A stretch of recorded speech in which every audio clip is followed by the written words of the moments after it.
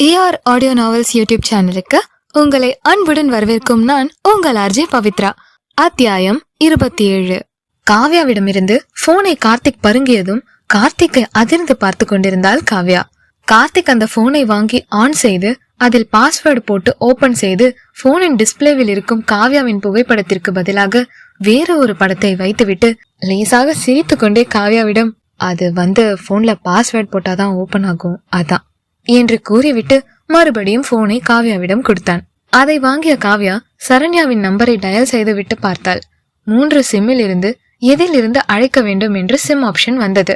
நீங்க எந்த சிம்க்கு ரீசார்ஜ் பண்ணிருக்கீங்க என்று கார்த்திக்கிடம் கேட்டாள் காவ்யா. கார்த்திக் புரியாமல் காவ்யாவை பார்க்கவும், இல்ல உங்க போன்ல ஆப்ஷன் கேக்குது எந்த சிம்ல இருந்து லைன் போகணும்னு, அதான் கேட்டேன் என்றாள்.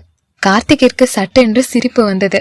நீங்க எதுல இருந்துனாலும் பண்ணுங்க என்று கூறியவன் உடனே, இல்ல நீங்க 3வது சிம்ல இருந்து பண்ணுங்க என்றான்.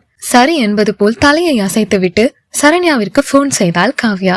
சரண்யா வசுந்தராவை ஆஸ்பத்திரியில் சென்று பார்த்துவிட்டு ஆபீஸுக்கு சற்று நேர தாமதமாக வந்ததால் தன் வேலைகளை அவசர அவசரமாக பார்த்து கொண்டிருந்தாள். அப்போது அவள் போன் ஒலிக்க அதை கையில் எடுத்தாள். புது நம்பராக இருந்தது. உடனே போனை கட் பண்ணிவிட்டு தன் வேலையை தொடர்ந்தாள். மறுபடியும் காவ்யா போன் செய்ய போனை அட்டன் பண்ணி மறுமுனையில் இருப்பவர்கள் பேசுவதற்கு முன்பே சாரி ராங் நம்பர் என்று கூறிவிட்டு போனை கட் பண்ணிவிட்டு போன் வேலையை தொந்தரவு செய்கிறது என்று எண்ணிய சரண்யா போனை சுவிட்ச் ஆஃப் செய்தாள். மறுபடியும் காவ்யா போன் செய்ய போன் சுவிட்ச் ஆஃப் என்று வந்தது. உடனே அம்மாவுக்கு போன் செய்யலாம் என்று தோன்ற மணியை பார்த்தவள், அம்மாவும் அஜயும் இந்நேரம் ஊருக்கு போயிருப்பாங்க என்று நினைவுக்கு வரவும் காவ்யாவிற்கு பதட்டம் அதிகமானது. என்ன செய்வது என்று தெரியாமல் யோசித்துக் கொண்டிருந்த காவ்யாவிடம் கார்த்திக், என்னங்க லைன் கிடைக்கலையா என்றதும் இல்லை என்று தலையை லேசாக அசைத்த காவ்யாவிற்கு அடக்கி வைத்திருந்த அழுகை அவளை மீறி வந்தது. அதை பார்க்கவும் கார்த்திக், எங்க ப்ளீஸ் ப்ளீஸ் தயவு செஞ்சு அழாதீங்க, நீங்க எனக்கு ஒரு 2 நிமிஷம் டைம் கொடுங்க என்று கூறிவிட்டு காவ்யாவின் கையில் இருந்த போனை வாங்கி கொண்டு சற்று தூரம் தள்ளி ஓடியவன் கிஷோருக்கு போன் செய்தான். கிஷோர் போனை எடுத்ததும், டே கார்த்திக், என்னடா இந்நேரத்துல போன் பண்ற என்றான். டே கிஷோர், எனக்கு ஒரு சின்ன ஹெல்ப் பண்ணணும் என்றான் கார்த்திக். என்னடா சொல்லு என்றதும் தானும் காவ்யாவும் மாட்டிக்கொண்டதை கூறினான். ஓ அப்படியா கார்த்திக், அப்படின்னா இப்ப நீங்க எங்க இருக்கீங்க என்று கேட்டான். டே நாங்க காவ்யாவோட காலேஜ்க்கு வெளியில தாண்டா இருக்கோம் என்றான். சரி அப்படின்னா நீ ஒண்ணு பண்ணு, அங்க பக்கத்துலதான் எங்க மாமா வீடு இருக்கு, உனக்கு தெரியும்ல, அங்க போ, உனக்கு அவர் கார் சாவி கொடுப்பாரு, வாங்கிக்கோ சரியா என்றான் கிஷோர். சரி நான் உன்னை அப்புறமா கூப்பிடுறேன் கிஷோர் என்று போனை வைக்க போன கார்த்திக்கிடம் கிஷோர், பெஸ்ட் ஆஃப் லக்டா என்றான்.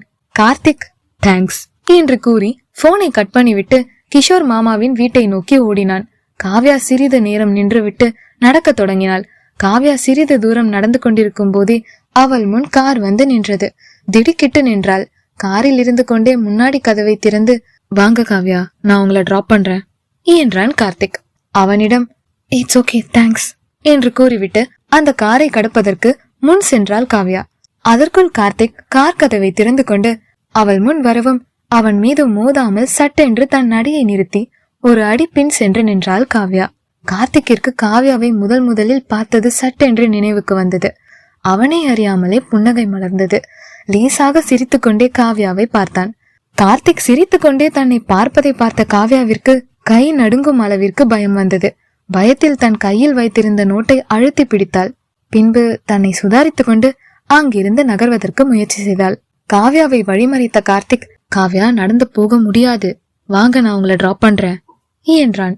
அவனை பார்க்காமல் தலையை குனிந்து கொண்டே, இல்ல பரவாயில்ல நான் போய்க்கிறேன் என்று கூறிவிட்டு அங்கிருந்து நகர்ந்து போன காவ்யாவை மறுபடியும் வழிமறித்து, என்ன விளையாடுறீங்களா, இங்கிருந்து 25 கிலோமீட்டர் உங்க வீட்டுக்கு போறதுக்கு ஆகும், ஒருவேளை ஷார்ட் ரூட்ல போனாலும் 15-17 கிலோமீட்டர் போகணும், அவ்வளவு தூரம் எப்படி நடந்து போக முடியும், வாங்க நான் உங்களை டிராப் பண்றேன், சொன்னா புரிஞ்சுக்கோங்க என்றான். அவன் பின்னால் சற்று தொலைவில் இருந்து ஒரு ஆணின் குரல், டேய் அந்த பொண்ணு புரிஞ்சுக்கிட்டு தாண்டா அவன் கூட வரமாட்டேங்குது என்று கூறிவிட்டு 2 சென்சார் கட் வேர்ட்ஸ்களையும் சேர்த்து கூறினான் ஒருவன்.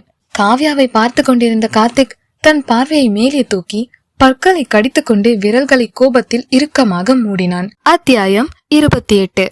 கார்த்திக் யார் என்று பார்ப்பதற்காக கோபமாக திரும்பினான். ஒரு ஜீப்பில் சில ரவுடிகள் நின்று கொண்டிருந்தனர்.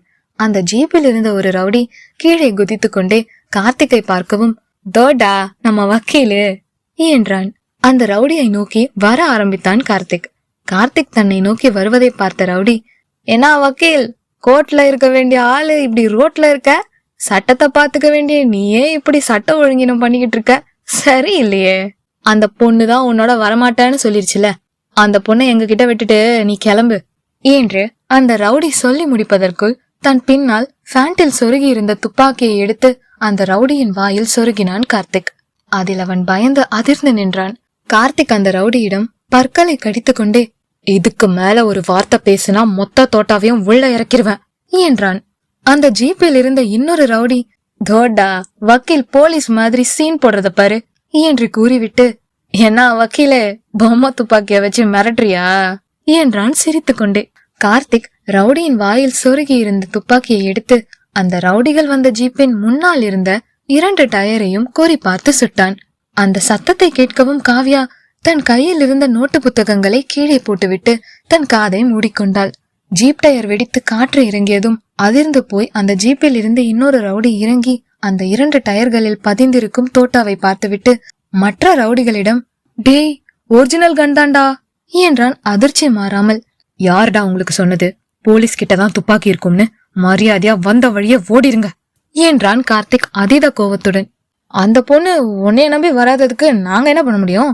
ஏன் அந்த கோவத்தை எங்க மேல காட்டுற என்று பயந்த குரலில் ஒரு ரவுடி கார்த்திக்கை பார்த்து கேட்டான். காவ்யா தன்னுடன் வருவதற்கு பயந்து கொண்டுதான் மறுத்திருக்கிறாள் என்று அப்போதுதான் கார்த்திக்கிற்கு புரிந்தது. மறுநொடியே கார்த்திக்கின் மனம் பாரமானது. அவர்களிடம் எதுவும் பேசாமல் திரும்பி காவ்யாவிடம் வந்தான். காவ்யா தன் காதுகளை 2 கைகளால் மூடிக்கொண்டு நின்று கொண்டிருந்தாள். காவ்யாவின் அருகில் சென்ற கார்த்திக் காவ்யாவிடம், உங்களுக்கு டிரைவிங் தெரியுமா என்று கேட்டான். காவ்யா காதை மூடிக்கொண்டிருந்ததால் காவ்யாவிற்கு ஒன்றும் புரியவில்லை. காவ்யா தன் காதில் இருந்து கையை எடுத்துவிட்டு என்ன என்பது போல் கார்த்திக்கை பார்த்தாள். உங்களுக்கு டிரைவிங் தெரியுமா என்று மறுபடியும் கேட்டான். இல்லை என்பது போல் தலையை மட்டும் அசைத்தாள் காவ்யா. என்று சொல்லிக்கொண்டே தன் நெற்றியை தேய்த்தவன் காவ்யாவை ஒரு முறை பார்த்தான். பின்பு காவ்யாவின் முன் தன் ஒரு கையில் இருக்கும் துப்பாக்கியை மறு கையில் வைத்துவிட்டு அதில் உள்ளே இருந்த தோட்டாக்களை எடுத்து காட்டினான். பின்பு அந்த தோட்டாக்களை மறுபடியும் அந்த துப்பாக்கியினுள் போட்டுவிட்டு அந்த துப்பாக்கியை இறுக்கி சுடுவது போல பிடித்து தன் ரேகையை பதிய செய்தவன் அதில் ஒரு கர்ச்சீஃபை போட்டு மறு கையால் கர்ச்சீஃபுடன் துப்பாக்கியை எடுத்து காவ்யாவின் கையை பிடித்தான். காவ்யாவின் கை பயத்தில் பனிக்கட்டியை போல் ஜில் என்று இருந்தது. காவ்யாவின் கைகளில் குளிர்ச்சியை உணர்ந்தவன் காவ்யாவை ஒரு முறை தன் இமைகளை மட்டும் தூக்கி பார்த்தான். காவ்யாவின் மனபயம் கார்த்திகையும் தொற்றிக் கொண்டது.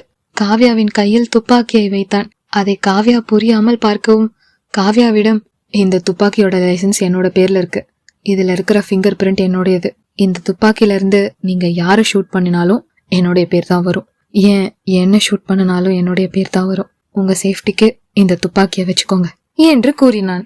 அந்த துப்பாக்கியவே பார்த்து கொண்டிருந்த காவ்யாவை பார்த்து இன்னும் நிறைய சொல்ல நினைத்தவன் வந்த வார்த்தைகளை தன் தொண்டையினுள் வைத்து கஷ்டப்பட்டு விழுங்கிக் கொண்டே தன் தலைமுடியை அழுத்தி கோதிவிட்டு பின்னால் ஒரு அடியாக எடுத்து வைத்தான். அப்போது அவன் காலில் காவ்யாவின் நோட்டு புத்தகங்கள் தட்டியது. அதை அமர்ந்து கையில் எடுத்தவன் காரின் பின்புற கதவை ஓபன் செய்து வைத்துவிட்டு காரில் டிரைவர் சீட்டிற்கு பக்கத்தில் இருந்த கதவை மூடிவிட்டு சென்று காரில் அமர்ந்து கொண்டான். காவ்யா கையின் குளிர்ச்சி நினைவுக்கு வரவும் மனபாரம் அதிகமாகி கார்த்திக்கிற்கு கண்கள் கலங்கியது. வேகமாக மூச்சை இழுத்துவிட்டு சீட் பெல்ட்டை மாட்டிவிட்டு காவ்யாவை பார்த்தான். காவ்யா தன் கையில் இருக்கும் துப்பாக்கியை பார்த்து கொண்டிருந்தாள். வேகமாக ஹார்ன் அடித்தான். ஹாரன் சத்தம் கேட்டு சுயநினைவுக்கு வந்த காவ்யா திரும்பி பார்த்தாள். காரில் பின் இருக்கை கதவு திறந்திருந்தது. உள்ளே அவள் நோட்டு புத்தகங்கள் இருந்தன. அதில் ஏற சென்ற காவ்யா திடீரென்று டிரைவர் சீட்டுக்கு பக்கத்தில் இருக்கும் கதவை திறந்தாள். கார்த்திக் புரியாமல் காவ்யாவை பார்த்து கொண்டிருந்தான். காவ்யா கார் கதவை திறந்து கையில் இருந்த துப்பாக்கியை அப்படியே அந்த சீட்டில் வைத்துவிட்டு கார்த்திக்கை பார்க்காமல் அந்த காரின் கதவை அடைத்துவிட்டு காரின் பின்புற இருக்கையில் வந்து அமர்ந்து கொண்டாள். அதை பார்த்த கார்த்திக்கிற்கு அவனை அறியாமல் புன்னகை வந்தது. மனபாரத்தில் கலங்கிய கண்ணீர் துளி ஆனந்தமாக அவன் கண்களில் இருந்து விழுந்தது. தன் இருக்கையில் இருந்து திருப்பி பின்புற சீட்டில் இருந்த காவ்யாவை பார்த்த கார்த்திக்கின் உணர்வு முழுவதும், உயிரே என் உயிரே, உனக்காக நான் இருப்பேன், உலகம் வந்தாலும் உனக்காக நான் எதிர்ப்பேன். கண்களில் சோகம் என்ன, காதலால் காவல் செய்வேன். கண்மணி உன்னை தீண்டும், காற்றுக்கும் வேலி செய்வேன். 1000 தடை தாண்டிய உன்னை பாதுகாப்பேன் நானே. ரோடு காலியாக இருந்தாலும் ஆமை நகர்வது போல் கார் சென்று கொண்டிருந்தது. இந்த அத்தியாயம் உங்களுக்கு பிடிச்சிருந்தா லைக் பண்ணுங்க, கமெண்ட் பண்ணுங்க. அப்படியே ER ஆடியோ நாவல்ஸ் யூடியூப் சேனலை சப்ஸ்கிரைப் பண்ணுங்க. நன்றி.